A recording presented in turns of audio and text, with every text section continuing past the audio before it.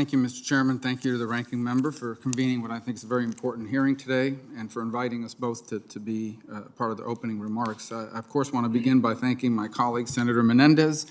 We've worked on a lot of legislation together, particularly to counter the threats posed by the Chinese Communist Party, including most recently introducing the Hong Kong Safe Harbor Act, which we'll talk about today. And there's no need to revisit. I think both of the entire committee, everyone here is well aware of what Beijing did back in June when they imposed this draconian so-called national security law on Hong Kong. And since then, the authorities have arrested a number of activists. They've even sentenced some of them to prison, including 24-year-old pro-democracy activist Agnes Chow. Last month, Joshua Wong was also sentenced to prison on completely ridiculous charges related to his participation in what they call last year's unlawful protests.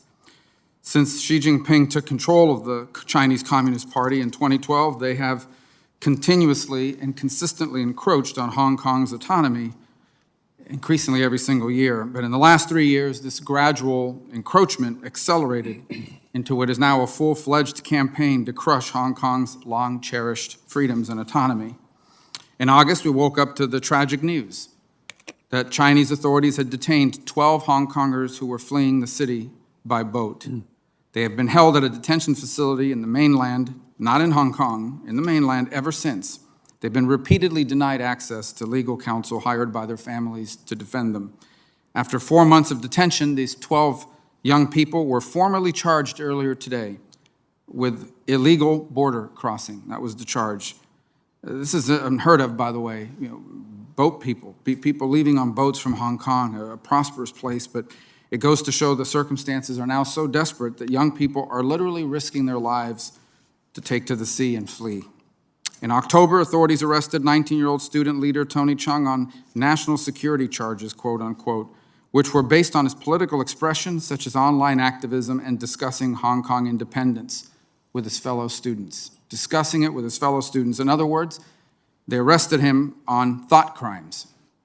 And just last week, media mogul and veteran democracy activist Jimmy Lai was charged under the national security law.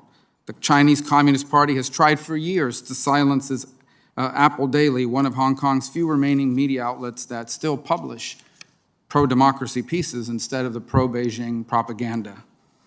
So it goes without saying that in all of these things, the Chinese Communist Party has violated the commitments it made to Hong Kong's autonomy. Effectively, they have shredded Hong Kong's basic law and the Sino-British Joint Declaration. The demands of those in Hong Kong are reasonable demands. They're demands that China live up to the things that it said it would respect under the framework of one country, two systems, which I might add was a framework that they created themselves back in the 1980s. But I think we all know what to expect we'll see in the months and years to come. More broken promises and an unrelenting effort to crush anything it perceives as threatening. Which brings us, of course, to our proposal, which Senator Menendez will talk about as well. And I just say that I'm under no illusion that it will help every single Hong Konger who is in need. But I also know it's not enough to simply tweet out the hashtag Stand with Hong Kong. We welcome it, but it's not enough. And we certainly can't let our inability to help everyone put us in a position of failing to help anyone. Assisting Hong Kongers who are seeking refuge is not only the morally right thing to do, but it's also in our national security interest, for I deeply believe that Hong Kong is in the front lines of a much larger struggle. It is the broader struggle between authoritarianism and democracy. And in that struggle, I hope none of us will be bashful or shy away from saying clearly that democracy is morally superior to authoritarianism. It's for these reasons that Senator Menendez and I filed this bill, the Hong Kong Safe Harbor Act. It would do three things. It would designate Hong Kongers as Priority 2 refugees, which would streamline their admission process. It would also help those in Hong Kong who are in immediate danger to apply for asylum, and it does outline a set of criteria to be eligible for this status, which I think is important, and particularly for individuals such as frontline activists, journalists who covered the protests, first aid responders at the protests, lawyers who provided legal services. All these folks are now in danger.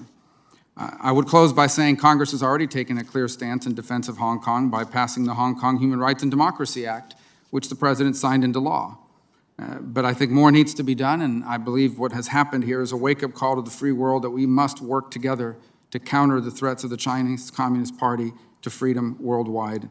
And for us, I think that starts by doing what we can to assist those in Hong Kong who are in need of protection. So I thank you again for convening these hearings, and I look forward to our continued partnership on this timely issue.